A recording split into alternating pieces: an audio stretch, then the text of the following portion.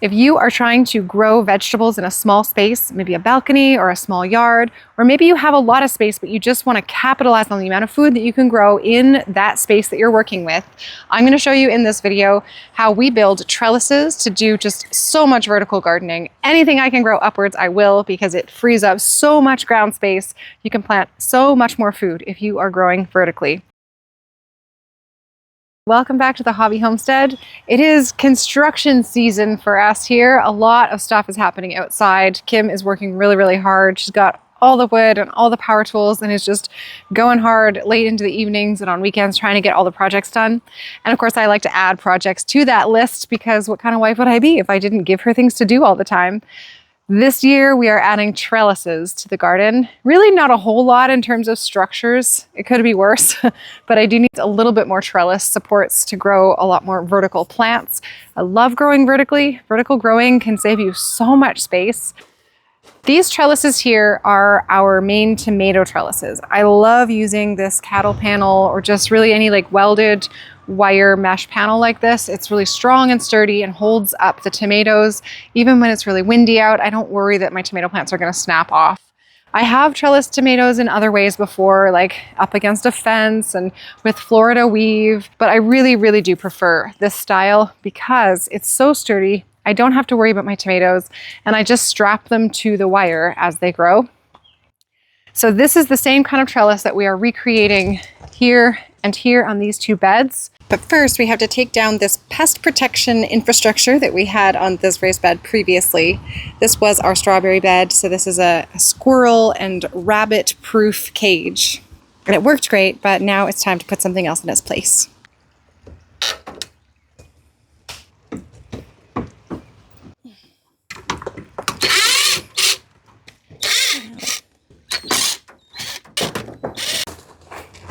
Are you finding any? I've only found this one. Okay, that's good.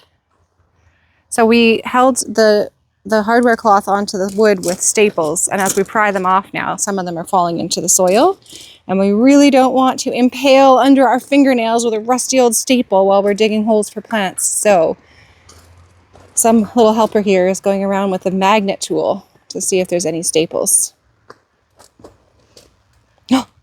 I got two. Nice, good work.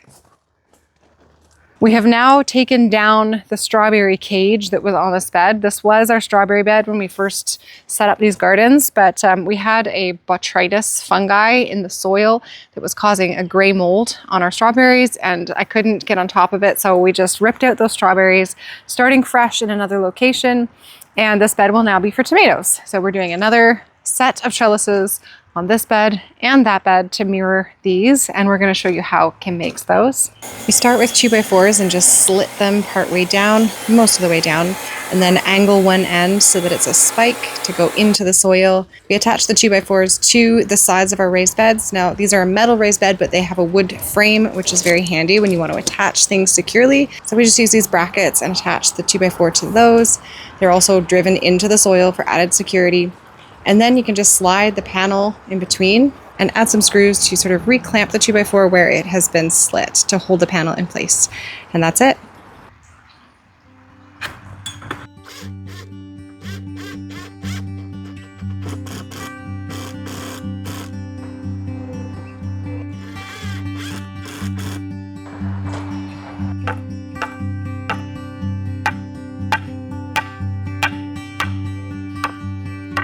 See how high? No, babe. No. No.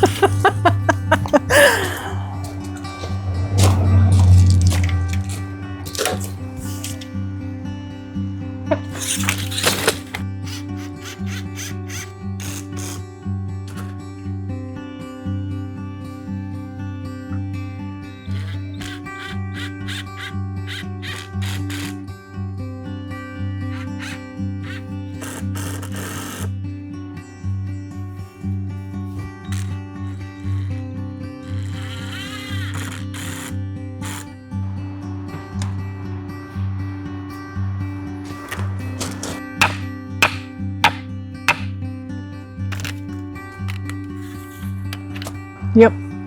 Beauty.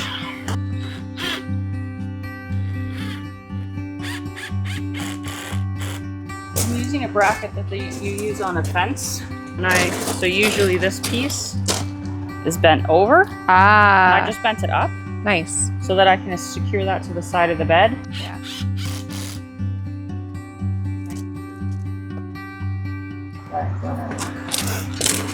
Yeah, it's such a difference. If I put in a couple T-posts and then I do the Florida weave, any big wind is gonna hit the tomato wall, and just like the tomato plants themselves are gonna pull themselves down because it's like this big sail.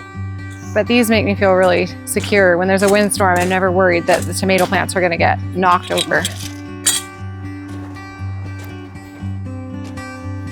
Separate them at the top, or do you want me to separate them and you? Okay. It's stuck at the bottom.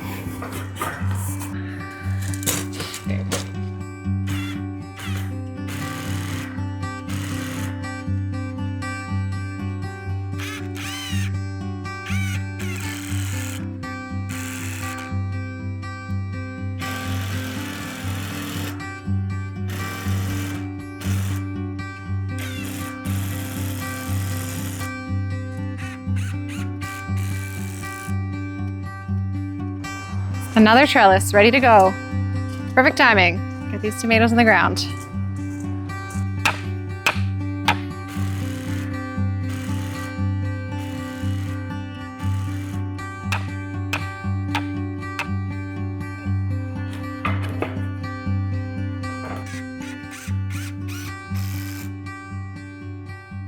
My battery died, so I had to go and give it a little bit of juice before we could keep going. So you missed Kim valiantly pounding in a whole bunch of T-posts into the garden beds, but luckily you're in time to watch 2 more.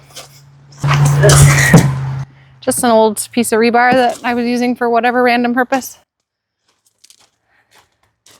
One man's trash.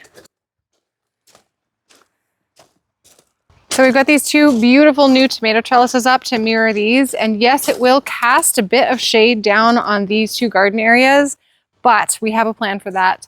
It does get really hot and sunny here in the summer, and we like to grow things like peas and lettuces, and those things just don't like the heat.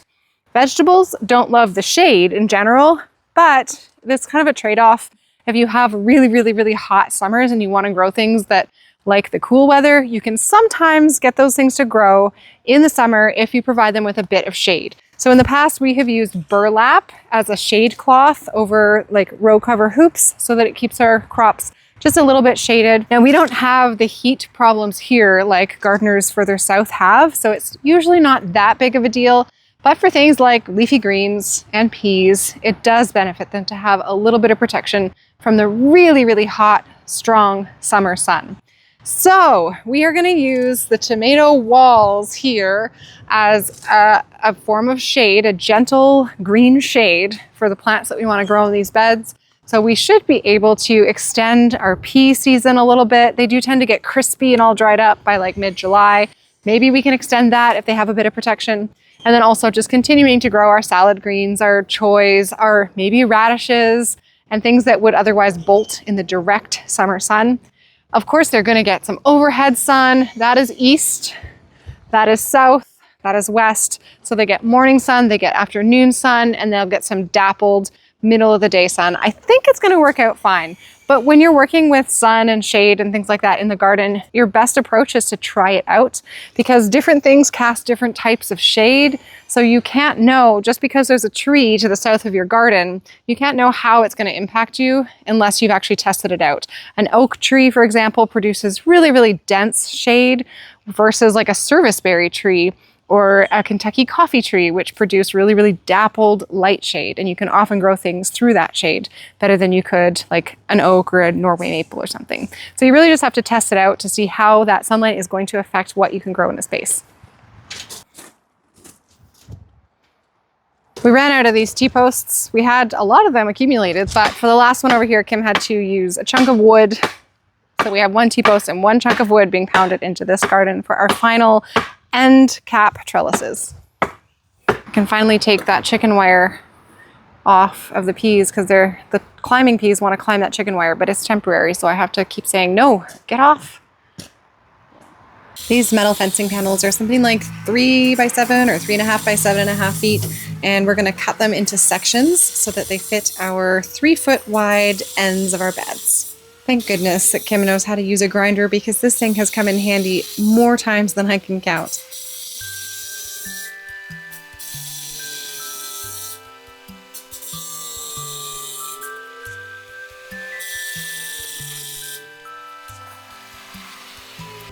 For cucamelons and pole beans and Malabar spinach and peas. Oh, that's a very good physics question.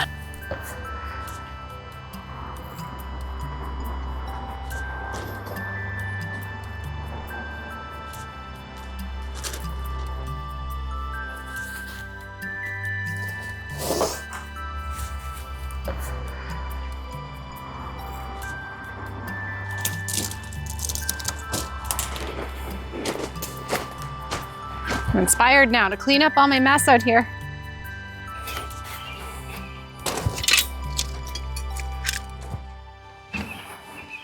Here's a couple of other things I wanted to mention about using these pieces of wire fencing for trellises. First of all, you can see this one here is really rusty. You can get different grades of these cattle panel or hog panel or wire fencing, whatever it's called, at different stores. This is the one meant for using in concrete to stabilize your concrete. So it is not galvanized, and it is much cheaper, but it rusts right away. Like, this arrived at our house rusted. We were doing some concrete projects this summer, and that's what that's for. And then this one is the galvanized kind of fence. It is more expensive, but I do prefer using the galvanized, because I figure if it's already rusting, then it's not going to last as long out in the garden. The rust can rub off on your hands and clothes. So it's worth it to me to spend an extra, like, I don't know, 20 bucks maybe not even that much, on a panel of galvanized fencing for these trellises.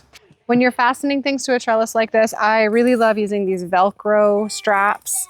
I think these are from Lee Valley here in Canada, and they work really well for things like tomatoes. They don't stick into the plant like as the stem grows. They sort of loosen a bit. They're easy to get on and off, so it's just really easy to strap a stem to the trellis this way. Done? Done. All 6 trellises in place. Thanks, babe. My favorite contractor. Only contractor. My only contractor. Yeah. All right, that's it. Now it's time to get planting. I am going to plant some loofahs and some cucamelon and some Malabar spinach, and I'm going to allow my peas finally to climb up the thing that they need to climb up. So I'm going to close out this video with a little bit of planting. Thanks for coming along and watching as we built these trellises. If you have any questions at all, please drop them in the comments. I'd also love to hear what kind of trellises you like to use in your garden, and I hope that you'll come and grow with us.